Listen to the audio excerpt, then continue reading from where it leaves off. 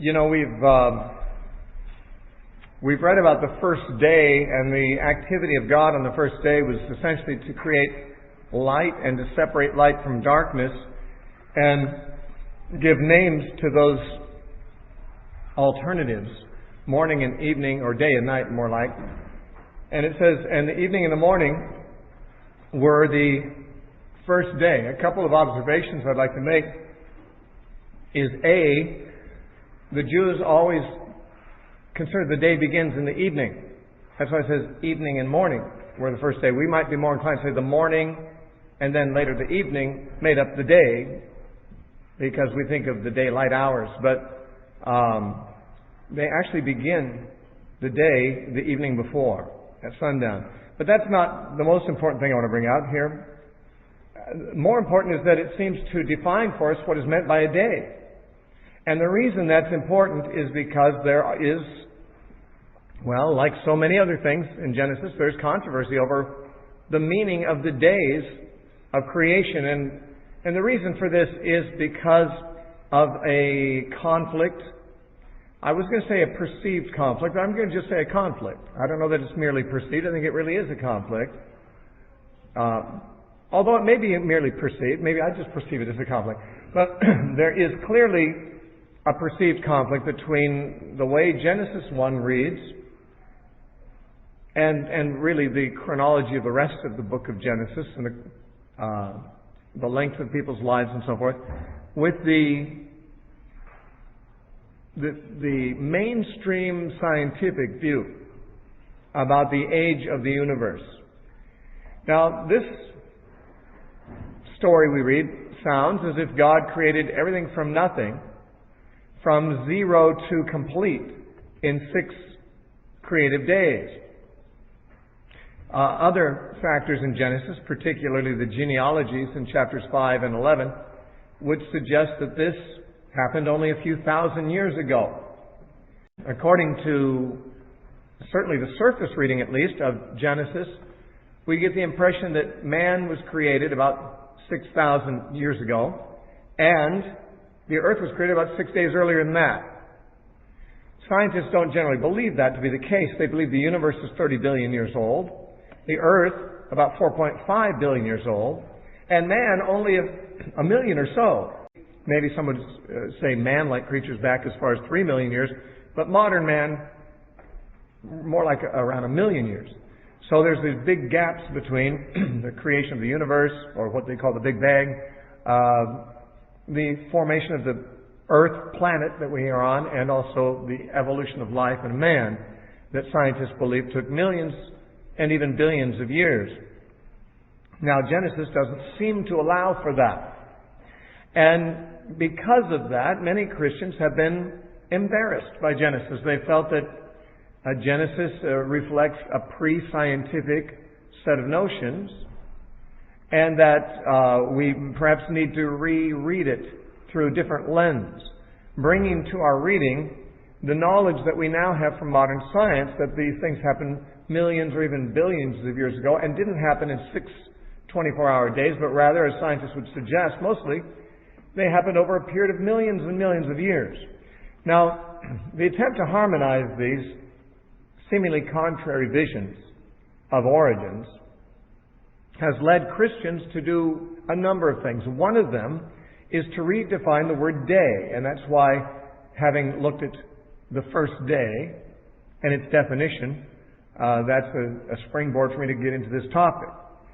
Many say, well, a day might not, in the Genesis, might not really be a 24-hour day. After all, doesn't it say in 2 Peter 3:8 that a day to the Lord is like 1,000 years? Well, it does say that in 2 Peter 3:8. It says a day to the Lord is like 1,000 years, and 1,000 years is as a day. That doesn't mean that when the Bible uses the word day, it means 1,000 years. And it also doesn't mean that when the Bible uses the word 1,000 years, it means a day. All it means there in that context is this. Peter is saying that there will be scoffers who will arise in the last days claiming that the delay of Christ's coming is an indicator that we should no longer hope for it. They will say, where is the promise of His coming? For since the fathers fell asleep, all things continue as they were from the beginning of creation, they will say. And Peter says, this they are ignorant of willingly, namely that God created things with His Word and so forth. But then he says, but a day to the Lord is as 1,000 years, and 1,000 years is as a day.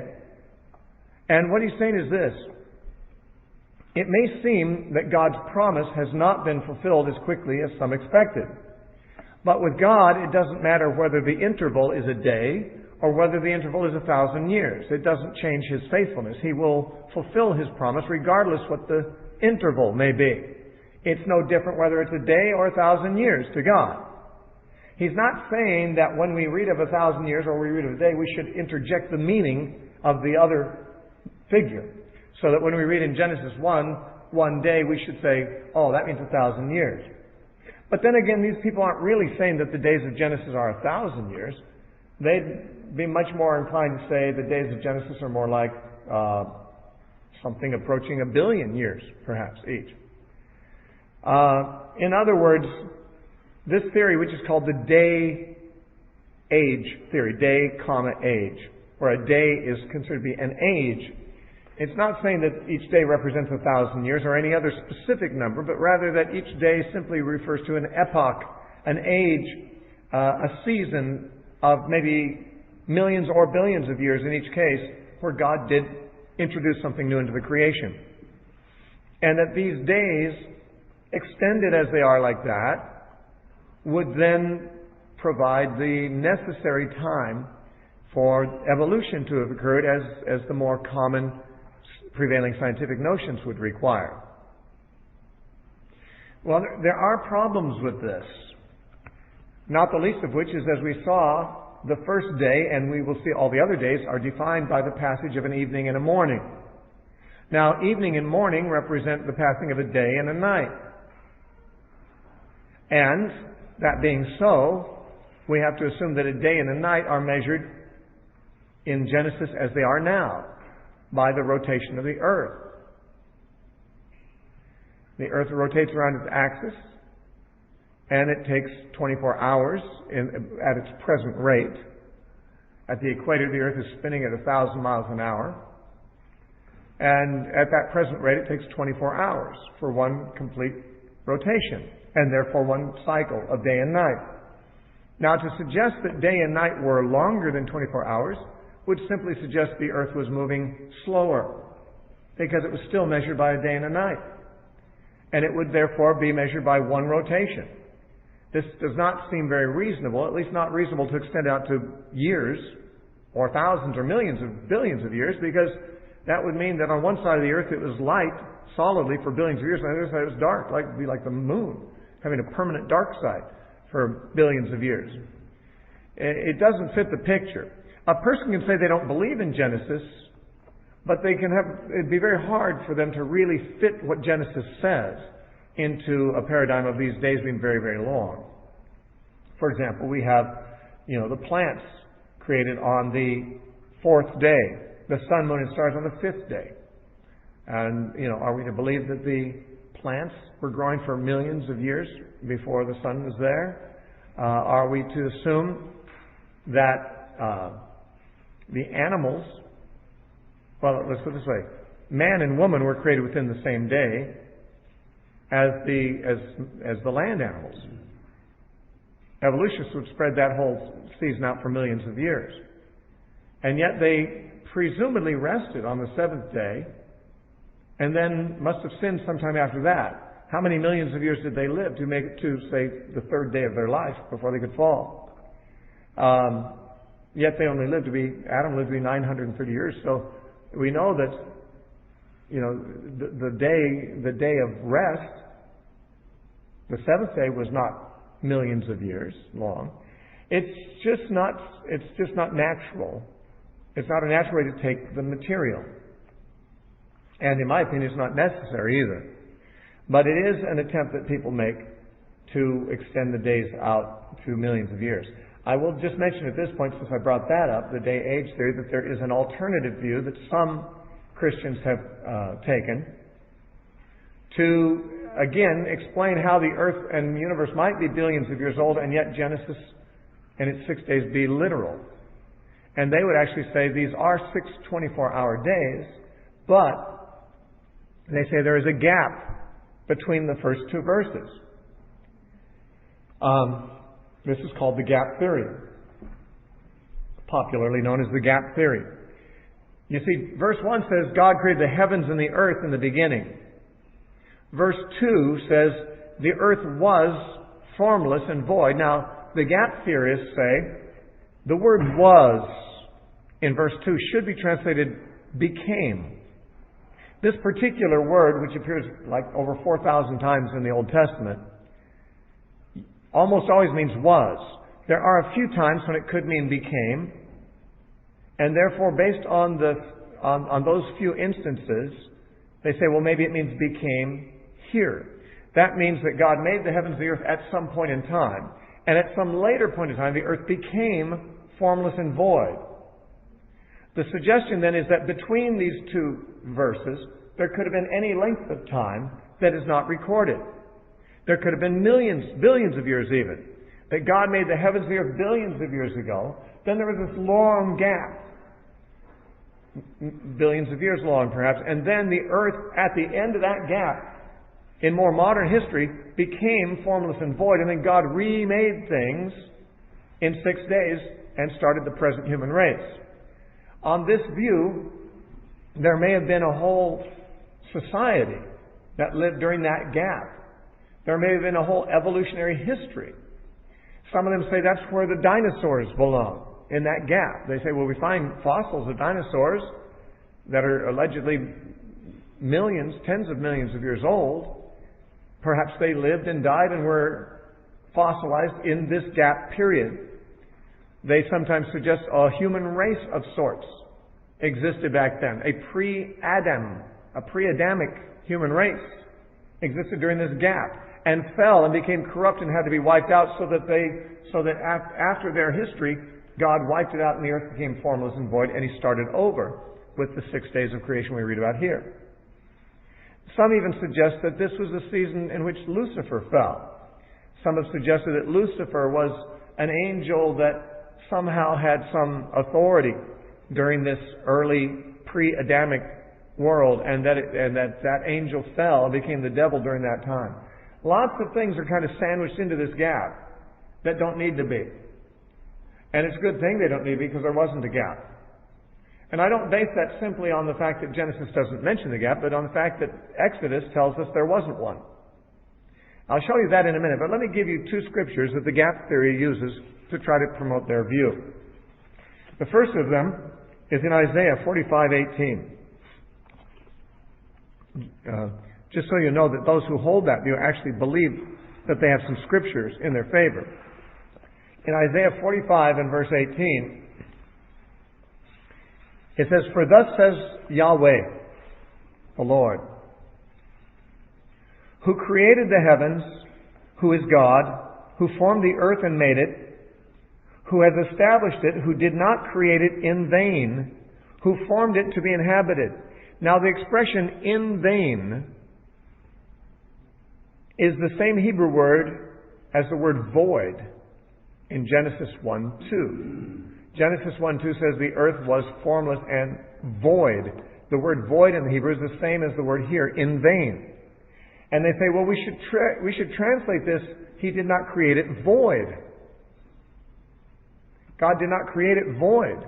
And yet we find that it is void in verse 2 of Genesis. So He must have created it earlier in a different condition, and it became void in verse 2 of Genesis. Do you understand the argument?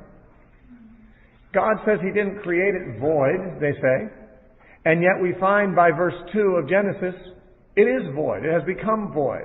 And therefore there was an earlier creation created not void, created differently than that, created habitable. But it must have become void afterwards, since God said He didn't create it void.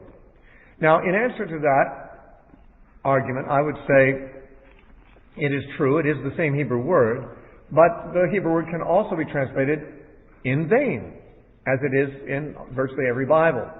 And the reason for translating it "in vain," which means I didn't create it for no purpose. I didn't create it for no purpose. is that he tells us, I didn't create it in vain, I formed it to be inhabited. Notice he says, there was a purpose I had. It wasn't in vain, it was for a purpose.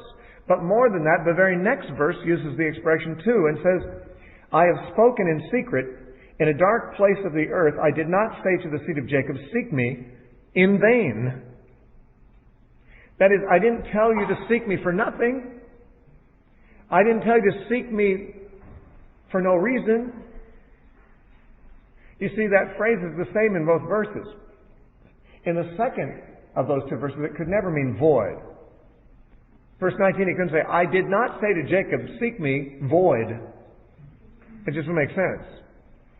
And so, obviously, the more reasonable translation of the Hebrew in Isaiah 45:18 and 19 is exactly as it is translated here, in vain rather than void. He's not saying that he didn't make the earth void. He's saying that he didn't make the earth in vain. It's a different statement, making a different point entirely. The other verse that they use for the gap theory is in Jeremiah chapter 4, verses 23 through 26. And it says, Jeremiah says, I beheld the earth, and indeed it was without form and void. That's the same phrase you find in Genesis 1:2. The earth was without form and void. And he says, and the heavens, and they had no light. Okay, that's also like Genesis 1:2. Darkness was on the face of the deep. Then verse 24, I beheld the mountains, and indeed they trembled, and all the hills moved back and forth. I beheld, and indeed there was no man, and all the birds of the heavens had fled. Behold, and indeed the fruitful land was a wilderness, and all its cities were broken down at the presence of the Lord and by his fierce anger. Now here's what they say. In this vision, Jeremiah sees the earth as it was in Genesis 1:2, formless and void, dark, no man on the earth. But he suggests that there was previous life and previous society. There were cultivated lands that are now wilderness. There were cities that are now broken down. There were birds, but they're now gone. That is to say, in an earlier time, before the earth was formless and void, there had been birds, there had been cities, there had been cultivated lands. There had been apparently human society. You see the argument? Now the problem here is, this is what Christians sometimes do, is they take a passage like this out of context and then get it all wrong. This is not talking about Genesis chapter 1. This is talking about the destruction of Jerusalem and Judea by the Babylonians. It is borrowing imagery from Genesis 1 to say that the land of Judah, after its cities are broken down, after it's been denuded of life, plant life and so forth, after the invasion where the Babylonians have just destroyed everything, he sees it as almost like the world was before anything was created. And he borrows language deliberately from Genesis 1:2 because that describes a formless and void world before anything was created. And he's using poetically this language to describe Judah. And the condition, not that it was in Genesis, the condition it was in 586 BC, when the Babylonians had knocked everything down, destroyed the cities, carried off the people into captivity, and the cultivated fields were no longer cultivated. They went to seed and became wilderness. He's describing a condition later as a result of the Babylonian exile. And yes, he does use the language from Genesis, but that's not unusual. The Bible uses lots of figures from the Old Testament, from Genesis and so forth. So he simply is using language that's intended to remind us of Genesis 1:2 and the condition the world was in then, and saying, it's kind of returned to that for Judah. Judah's gone back to that place that was it's like nothing was ever made there. It's a bare, void wilderness. But notice the passage in Jeremiah can't really refer to Genesis 1:2 because it says the mountains were swaying and the hills and so forth. There's no mountains or hills in Genesis 1:2. In Genesis 1:2, it's all covered with water, no land yet. So they're missing the point. And the reason I said there was no gap, and I can say so with certainty, is because God actually says there was no gap between Genesis 1:1 and Genesis 1:2. If you look at Exodus chapter 20,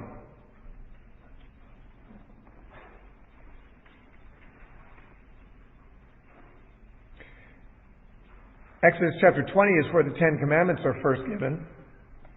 They are given again in Deuteronomy chapter 5. But this is the first listing of them. And in verse 11, when he's giving the command concerning the Sabbath day, God says, "For in 6 days the Lord made the heavens and the earth, the sea, and all that is in them, and rested on the seventh day." Now notice, there's a span of 6 days mentioned here. In those 6 days, what did God do? He made the heavens and the earth, the sea, and everything in them. Well, doesn't that include Genesis 1:1 within the 6 days? If He made the heavens and the earth in those 6 days, then He didn't make them millions and billions of years before those 6 days. The gap theory suggests that God made the heavens and the earth in Genesis 1:1. Then there was this huge gap, and later He made the other stuff. But God says, no, the Lord made all of it. Heavens, earth, sea, everything, in 6 days, in that 6-day period. So it does not allow 6 days plus billions of years inserted. Now, there are some other ways Christians handle this. Sometimes Christians believe that evolution occurred, or maybe didn't occur, but that creation occurred over a long period of time. And not so much that it's like a constant evolution. See, there are Christians who believe in theistic evolution. Theistic means including God. Some Christians believe evolution is true and that God used that as the means of creation. Is it possible that God did? Well, from God's point of view, it would be possible. God could do whatever He wants to, including bring about all the living things through creation. He could do that if He wanted to. Is it possible in light of the evidence? No. No, there's not sufficient evidence at all that evolution even occurred, much less that God did it. God could have used evolution. I would not object if He did. But if evolution had occurred, there would be record of it in the fossil record. And there is no evidence of evolution in the fossil record. What there is evidence of is special creation. You see, every species in the fossil record appears as a fully formed species. You never find clear transitional forms between species, as you would have to have millions of them. Transitions between reptiles and birds, transitions between fish and amphibia, transitions between one kind of mammal and another, between apes and man and so forth. They don't find them. Oh, you think they have because National Geographic once in a while pretends they do. You look at the real facts and they've got a bone, a piece of a bone, a fragment of a bone. And they say, scientists believe that this is part of a jawbone, and here's a picture of the creature that had it, and he looks half man, half ape, Well, isn't that imaginative? You can't tell that from a fragment of a bone. And that's what they go on. And why do they do that? Because they're desperate, because they need transitional forms to prove evolution occurred, and they don't have any. And the fossil record has produced millions of fossils that are now in the world's museums. But no transitional form fossils. Very essential. If evolution occurred, those creatures would have lived, died, and been fossilized. But they don't exist. They don't exist in the living world. And by the way, they should. If they were in the living world before, there should still be living transitional forms today. There aren't any. And there aren't any in the fossil record, which means they don't live now. They never lived.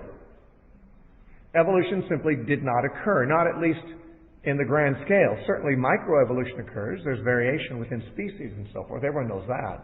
No one has disputed that ever. But the idea that all animals evolved from other species that existed before, and I'll go back to one ancestor, that's the scientific myth. It's the creation myth of atheism. It's as mythological. It's more mythological than Genesis. As we see, when scientists find things out, it ends up kind of being more likely to confirm Genesis. The Big Bang did not confirm atheism. It tended to confirm creationism, as many of the evolutionists bemoaned when the Big Bang came to be the dominant view of cosmology. So, theistic evolution isn't really the way to go, because if theistic evolution occurred, if God used evolution, then evolution would have happened, and there would have been transitional forms. It didn't happen. There's no transitional forms.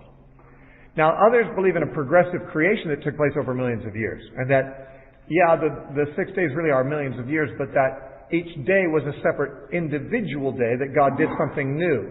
But between each day and another day were maybe millions of years. So then on one day God created the fishes, it may be, and the creatures there.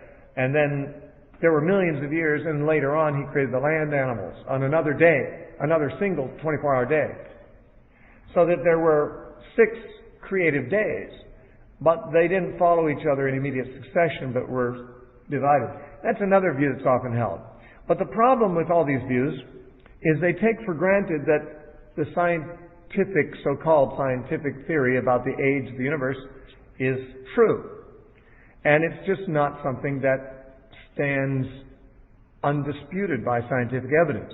There are evidences which, interpreted a certain way, can yield the dates that the mainstream science attaches to the age of the earth and the universe. But there are also methods equally scientific that can be used to point to a much younger age. The evidence is ambiguous. The evidence can be seen more than one way, and it's really not necessary to accommodate these claims of the age of the earth and of the universe. Now, I want to say this, that I don't really care about the age of the earth or the universe, and I'm very much more interested in who made us, because if God made me, whether He did it after a process of billions of years of creation, or whether He did it after 6 days of creation, I'm still in the same position either way.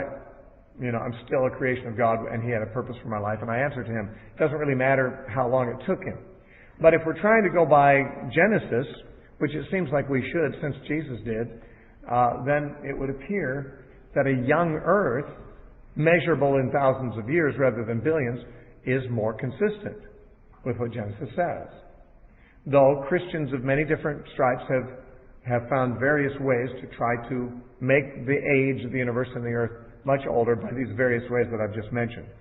Now, we've got light appearing on the first day, and of course, darkness continues to exist, but it's separated from the light on the first day.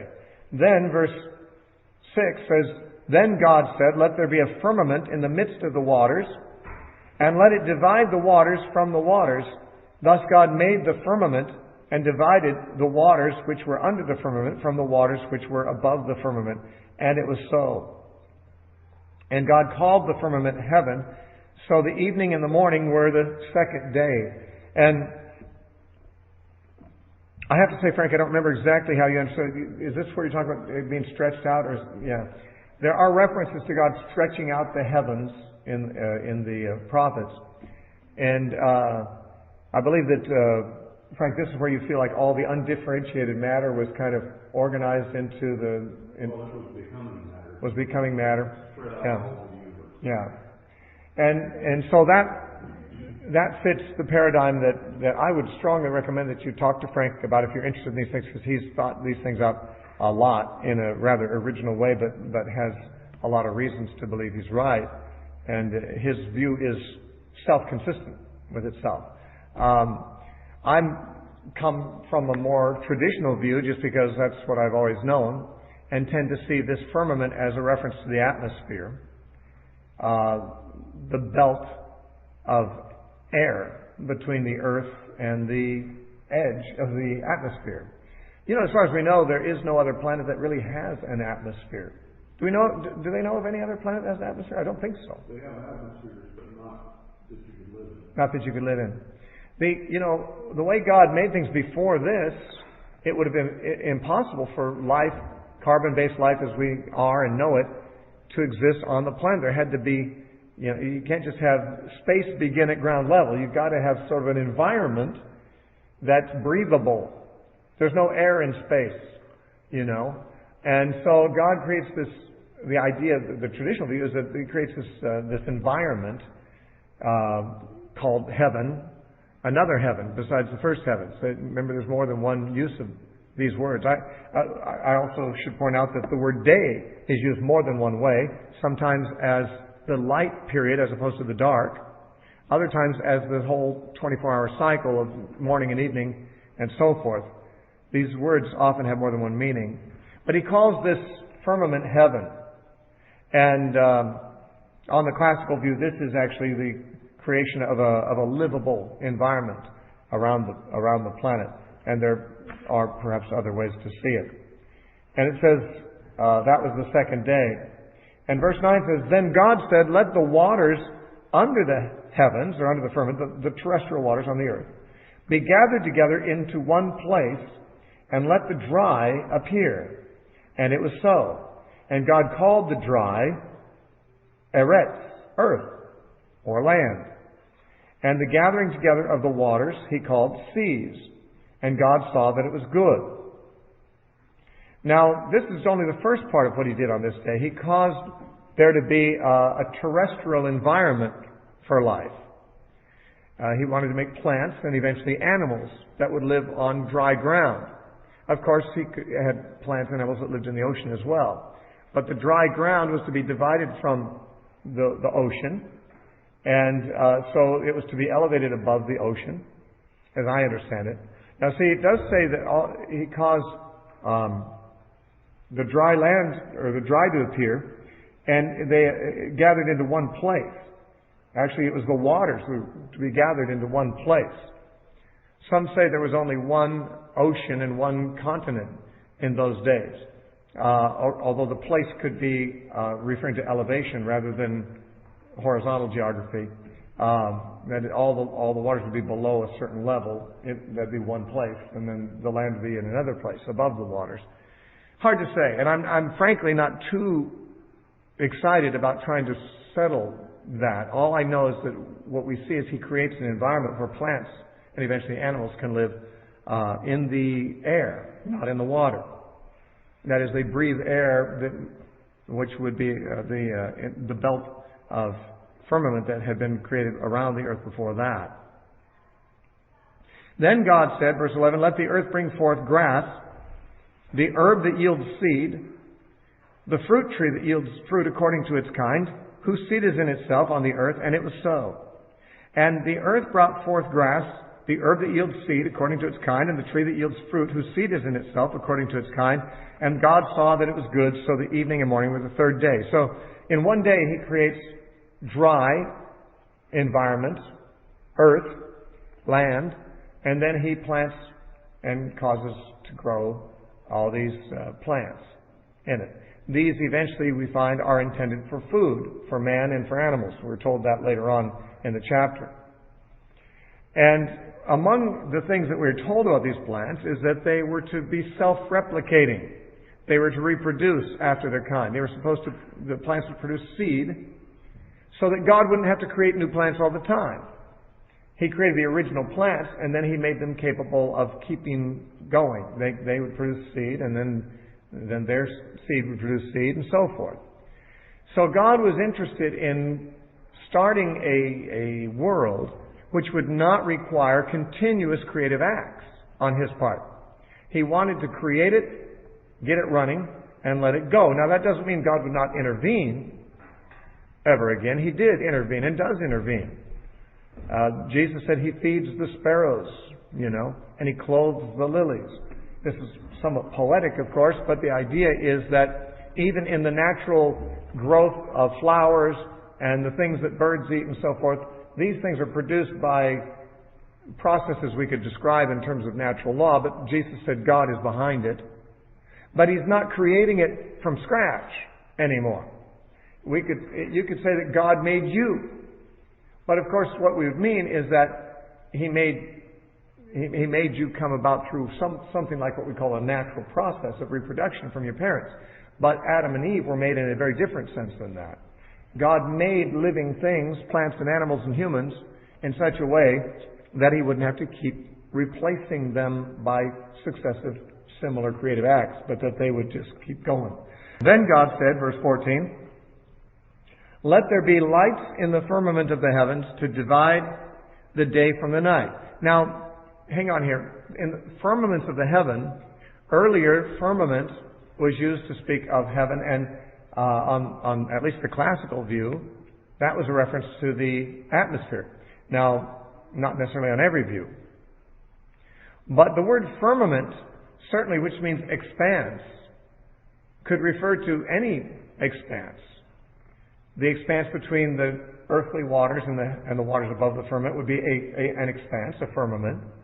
But also the expanse of outer space would be a firmament. And that is, of course, where God put the sun and the moon and the stars. And that's what we're reading about here. He says, and they will divide the day and the night. Now, there's already a division between light and darkness. But that division would be now maintained through the heavenly spheres. And they would now become that which divides between day and night. And not just divides them, but ruling over them, as we shall see. It does say, at the end of verse 14, let them be for signs and seasons and for days and years. Now, days and years, and months too, are measurements of time that are actually dictated by astronomical phenomena. Obviously, a day is measured by one full rotation of the Earth on its axis. A month is usually measured by the waxing and waning of the moon. A year is measured by the time it takes the Earth to go around the sun. So we can see that God made these things to measure out seasons. Now, the word seasons doesn't mean necessarily our 4 seasons. In the Bible, the word season means just distinct periods of time. As when it says that some people, like Moses, decided not to choose sin for a season. Well, he didn't mean for 3 months. He meant for a period of time. And so a season is generic for a period of time in Scripture. But the heavenly bodies were created in order to make it possible to measure out periods of time. And interestingly, one measurement of time that is not measured by astronomical bodies is a week. A day, a month, and a year is, but a week is not. There's nothing astronomical that would mark out 7 days as a distinct period of time. That is done strictly by God's decree. When He decreed that men would, work 6 days and rest 1, that was a decree that, in a sense, set an artificial period of time, which is still observed, as far as I know, in every society today.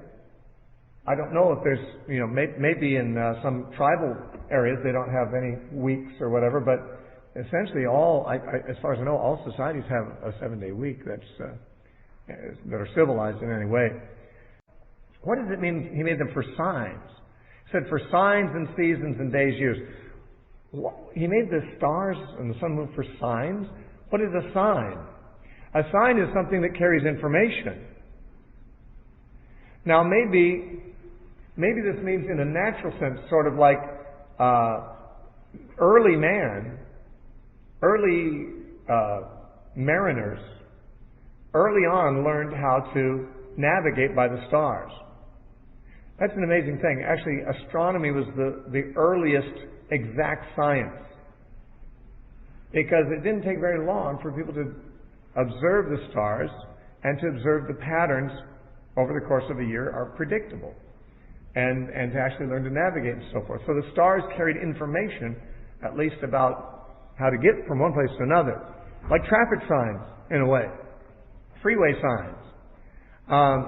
But some people think that He made the stars for signs in a more spiritual sense.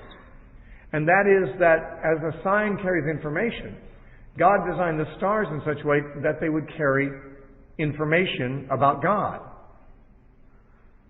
Now, I don't want to spend too much time on this, because I sometimes spent whole lectures, sometimes 2 lectures on this one point, and we need to quit in a few minutes. But let me just summarize what some people believe.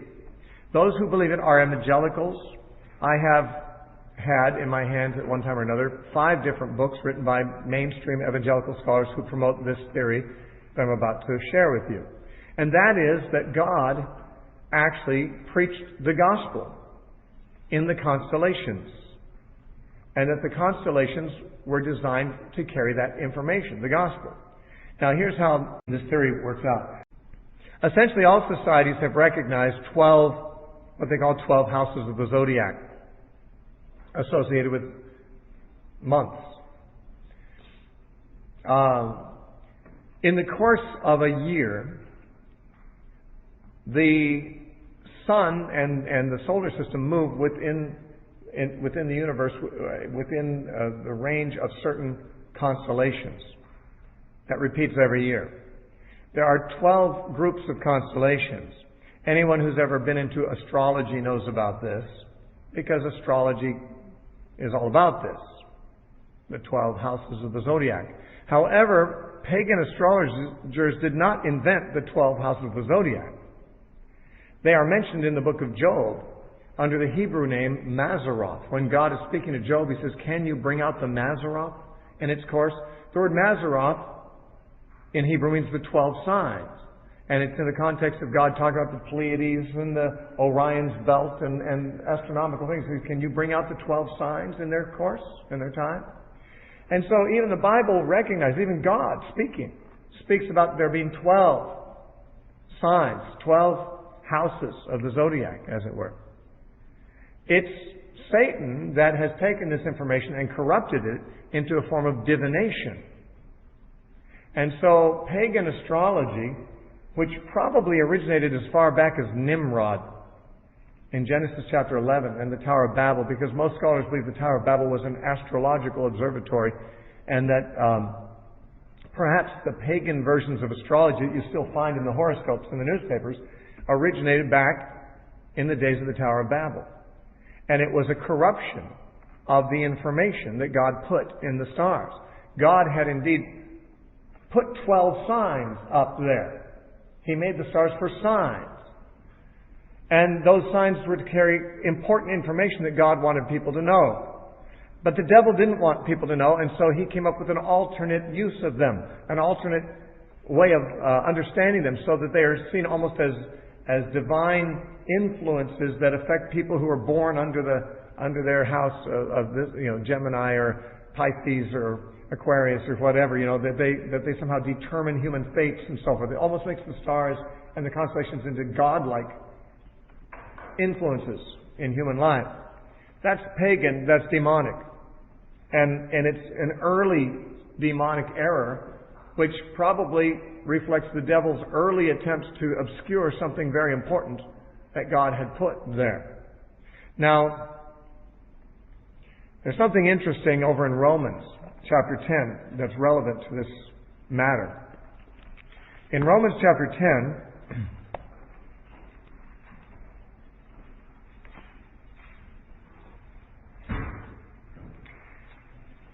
verse 17 and 18, Paul said, "So then faith comes by hearing, and hearing by the word of God. But I say, have they not heard?" Have they not heard what? Well, he's talking about the gospel, actually. The verses earlier, he talks about they have not obeyed the gospel. And so he's saying, have they not heard the gospel? Have people not heard the gospel? He says, yes, indeed, they have. Then he quotes from the Old Testament, "Their sound has gone out to all the earth, their words to the ends of the world." Now, whatever Paul's quoting there, he sees it as proof that people have heard the gospel. What is he quoting? He's quoting Psalm 19. And Psalm 19 begins with these words and continues with the words that Paul quoted. Beginning at the start of Psalm 19, it says, "The heavens declare the glory of God. The firmament," and this would mean, of course, the things in the firmament, the stars and all that, "shows His handiwork. Day unto day utters speech. Night unto night reveals knowledge. There is no speech nor language where their voice is not heard. Their line has gone out through all the earth, and their words to the end of the world." That last verse I just read is the one Paul quotes when he says, "Have not people heard the gospel?" Yes, they have heard the gospel, he says. And he quotes this verse. What's this verse saying? This verse is saying that in the heavens, in the firmament, there is knowledge being transmitted every night. And there's no language on the planet that hasn't read the sign, has not heard the voice of the stars speaking this message. Their voice is heard everywhere. Interestingly, it says at the end of verse 4, "In them He has set a tabernacle for the sun, which is like a bridegroom coming out of his chamber, and rejoices like a strong man to run its race." It's difficult for Christians not to see that as something of an emblem of Christ, the Son, who is the bridegroom. But it's saying that the stars, perhaps it means the 12 signs of the zodiac, are like a tabernacle in which the sun is enshrined. You see, the sun's motion in the course of a year is within the realm of these 12 groups of constellations. They're like a tabernacle for the sun. It's like a bridegroom. Now, what is David thinking? And what was Paul thinking when he quotes this? And indicates that people have indeed heard the gospel because of this verse. Many people think that Paul is saying that the gospel has been preached in the constellations of the zodiac, and that God designed those constellations in such a way as to deliberately communicate knowledge every night. As people look up at the stars, every night conveys knowledge. Every day speaks to people. Now, this is a little bit more of a long shot, but in Galatians 3, it says that God preached the gospel to Abraham. And there was a famous occasion in Genesis 15 when God took Abraham out under the stars. And he said, in our translation it says, "Can you number the stars?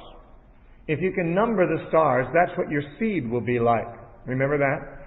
In the first two verses of Genesis 15? First 5 verses, excuse me. The word number, can you number the stars? If you look it up in a lexicon, it has a wide variety of possible meanings in the Hebrew. One of those meanings is to decipher. Now, I said this is a bit of a long shot. I'm not going to push this point.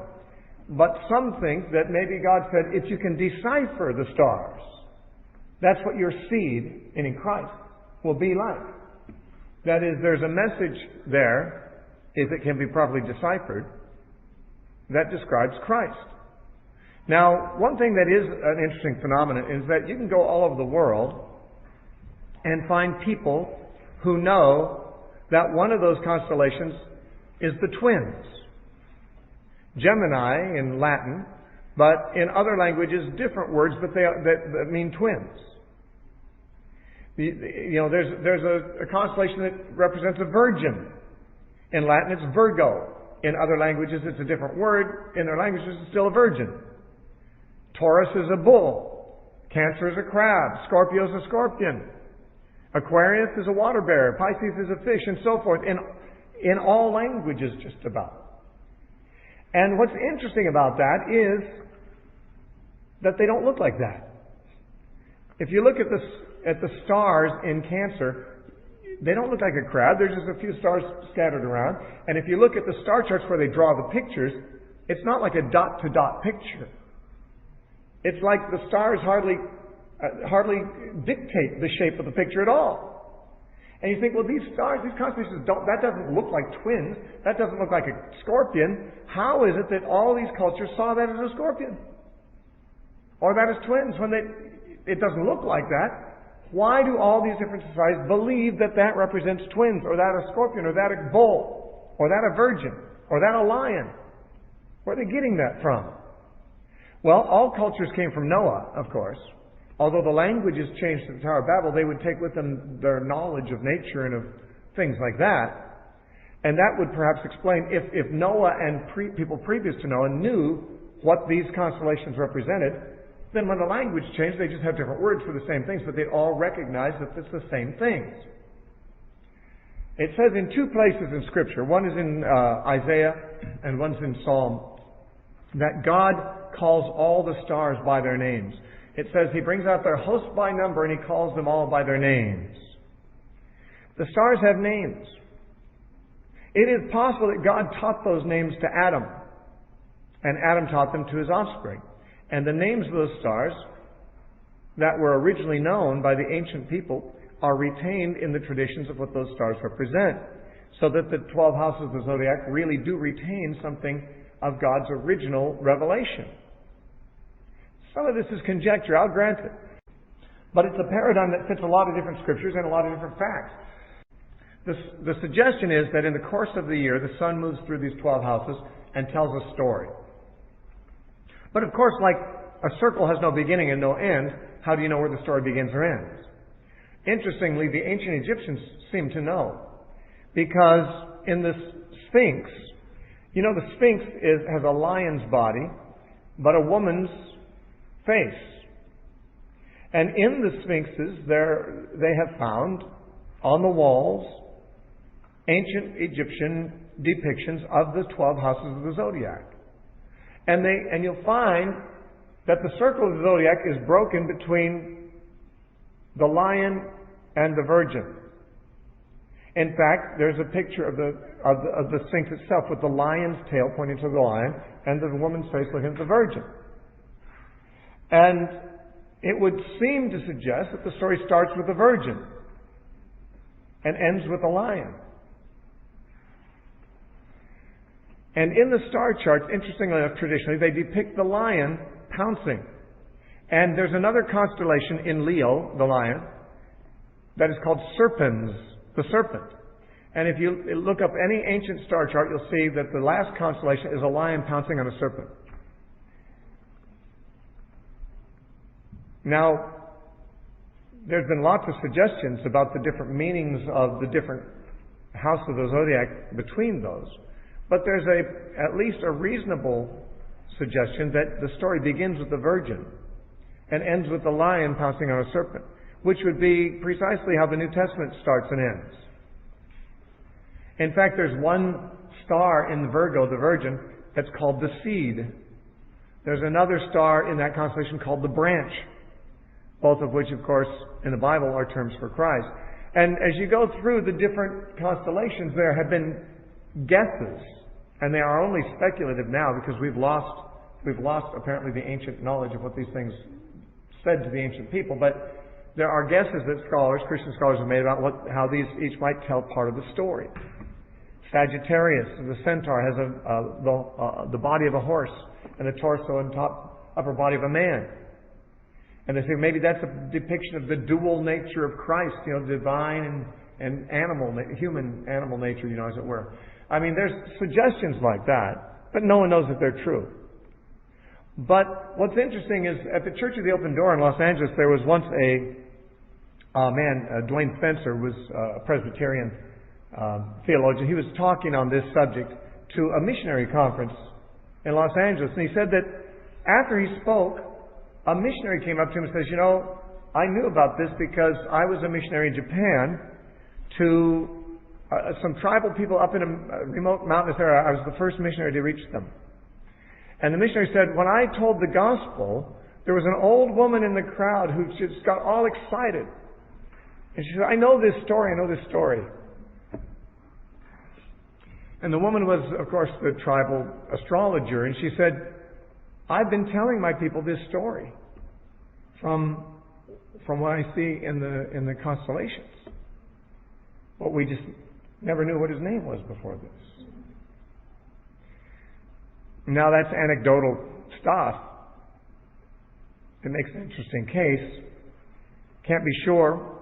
But all things considered, when the Bible says God made the stars for signs, and then later speaks in Job of the 12 signs of the zodiac, there's a good chance that when God created on the fourth day the stars, He deliberately wrote a neon sign in the sky about Jesus. And Paul says, everyone's heard it. Everyone's heard that gospel. There's no language or place on earth where the voice is not heard, where that knowledge is not known. And so, this is very possible that when Genesis says He made them for signs, to give light on the earth. He made these to give light on the earth. And, of course, in the Bible, light doesn't just mean natural light, but illumination. Spiritual light as well.